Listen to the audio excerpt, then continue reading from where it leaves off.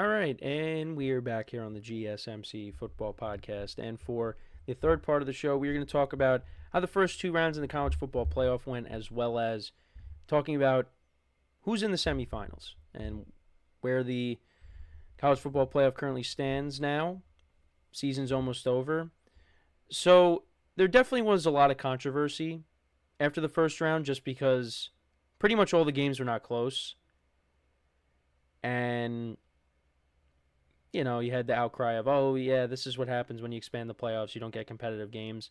But I did bring this up at some point that, we've had national championship games that were blowouts. I mean, go back to a couple years ago. Brought this up. TCU losing to Georgia. Georgia put up 60 points against them. So it's not like we've never... Now, the games that we saw these first two rounds were not to that level, but still, it happens. And I think the second round was better. But yeah, I mean, pretty much you had blowouts. The Clemson-Texas game was probably the best game out of the four games in the first round. I know Indiana ended up losing by 10, but that game really wasn't close. They put up 14 points in the fourth quarter, so they ended up losing 27-17. So their season ended up ending against Notre Dame. But, props to them for getting to this point. Obviously, Hoosier fans wanted to see them go further, but yeah, it wasn't going to happen against Notre Dame. And then SMU Penn State, I had some friends there, and they said the atmosphere was unbelievable. And we went to Ohio State earlier in the year, but this topped that. And I would have loved to have been there in person. Penn State was all over SMU. There were 2 pick sixes in this game. I think that's how the game... Yeah, that's what opened up the scoring. Yeah, back-to-back pick sixes by Penn State. That's what got them out to a 14-0 lead. But yeah, that game just... SMU was just never in it. They got outscored 28-0 in the first half. Got some points on the board at the end. Final score ended up being 38-10. Clemson and Texas, like I said, that was probably the best game of the first round. That ended up being 38-24. And they moved on. And Ohio State, final game of the first round, 42-17 over Tennessee. Now, I do want to talk about Ohio State because they dominated against Oregon on Wednesday. And we saw what happened to them the last week of the regular season, rivalry week against Michigan. And it was a bad look for them because Michigan, planted the flag and there was that whole fight and it was an ugly scene there. And they got heavily criticized for how that game went. But the first two rounds of the playoffs, they have come out and they look like the best team that's remaining. And they beat the best team in Oregon.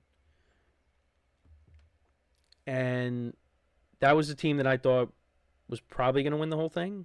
I mean, most people probably lean towards Oregon winning it. But right now, with how everything has played out and the teams that are left, it could be Ohio State that wins the whole thing. As of right now, that's how I look at it, because they jumped out to a huge lead on Oregon. They were up 24-0 at one point. They got it up to 34-0. And then, Oregon scored a few touchdowns, but it was too little, too late. They ended up losing 41-21. I thought that was going to be the best game of the round. Of the second round. That ended up not happening. But yeah, Ohio State picks up the win. Will Howard, 319 yards passing, 3 touchdowns, no interceptions. Threw for over 300 yards against Tennessee, 2 touchdowns and a pick. So he has looked really good. I mean, compared to how he looked against Michigan, got hurt in that game, he had 175 yards passing, a touchdown, and 2 picks. He has played really well. Like I said, right now, you got to lean towards Ohio State, I think, as a team that could win it all. And then for the rest of the games in the second round, probably the best game, which was surprising, was Texas and Arizona State. That was the best game. Might have been the best game of the whole playoff so far. Actually, yeah. No, it was. Late in the game, because this ended up going into double overtime. So Texas was up 24-8. And at that point, I thought, all right, this game's probably over. But then Arizona State scores a touchdown. They go for it on 4th and 2, and you had Scatabo throw they did a trick play. Scatabo ended up throwing a 42-yard touchdown pass, which I don't know how that ball hung up there. I don't know how, Texas couldn't bat it down or something or pick it off, but ends up getting caught for a touchdown. And then they go for 2, they get it. And then Quinn Ewers throws a pick. And then that leads to another touchdown by Arizona State. And they go for 2, they don't get it, but then there was a penalty on the play, defensive holding, and then Scatabo ends up scoring the 2-point conversion to tie the game.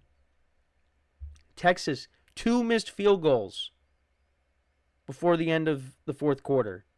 They could have won this game in regulation, but their kicker missed 2 field goals. So they go into overtime. Arizona State scores a touchdown, but then Texas answers. And then Texas scores a touchdown. They get the 2-point conversion. And then Arizona State, Sam Levitt throws a pick.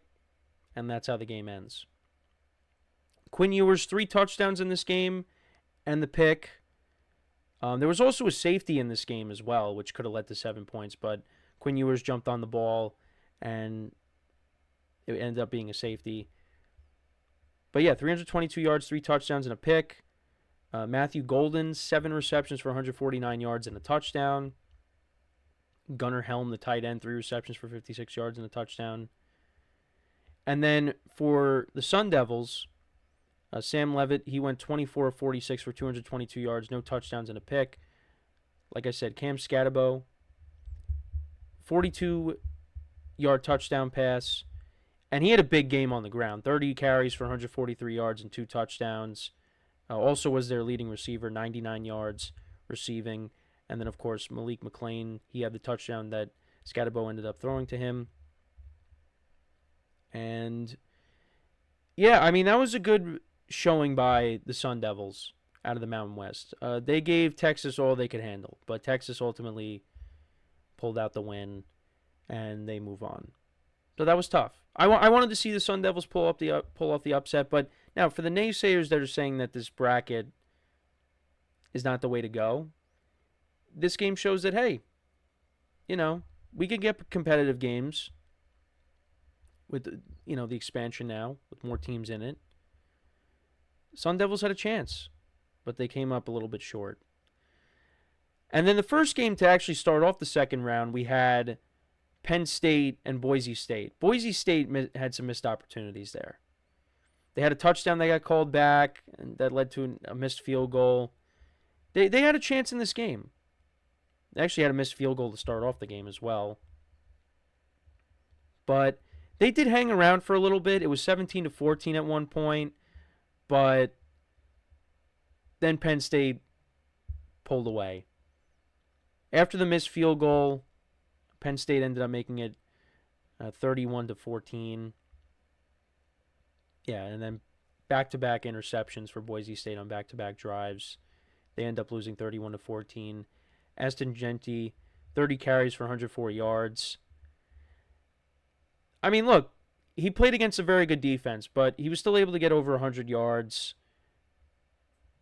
And he's going to be a good player in the NFL. If he ends up in the right situation, he is going to be a problem in the NFL. And I hope he is. But ultimately, look, this just came down to Penn State was the better team. And they move on So Boise State season has come to an end. And then finally, Notre Dame defeated Georgia 23-10. Georgia, no Carson Beck in this game. They had to start Gunnar Stockton. Made some good throws, but ultimately, look, they were kind of shorthanded without their starting quarterback. They only put up 10 points. Notre Dame wins and moves on. And now we go to the bracket. You got Texas and Ohio State going up against each other, and then you got Penn State and Notre Dame. And these games will be played next week. So next Thursday at 7:30 p.m. Eastern Time on ESPN, you have Penn State and Notre Dame. And then Friday, January 10th, at 7:30 p.m. Eastern Time, you have Texas and Ohio State. So that's the Final Four for the college football playoff. And like I said, I like Ohio State. Right now, the way they're playing, I like them to win the whole thing. But who knows? What I say, the opposite's probably going to happen. But both good games. Notre Dame has a good defense, so I'm curious to see. Well, both Penn State and Notre Dame have good defenses, so I'm curious to see how that game goes. Maybe we see an Ohio State-Penn State national championship game. That would be something. To see those teams go at it. I would like to see that happen, but right now, the way the playoffs have gone, the way Ohio State is playing, I think they're going to win the whole thing. I keep saying it, but that's how I feel at this moment. Texas is a good team.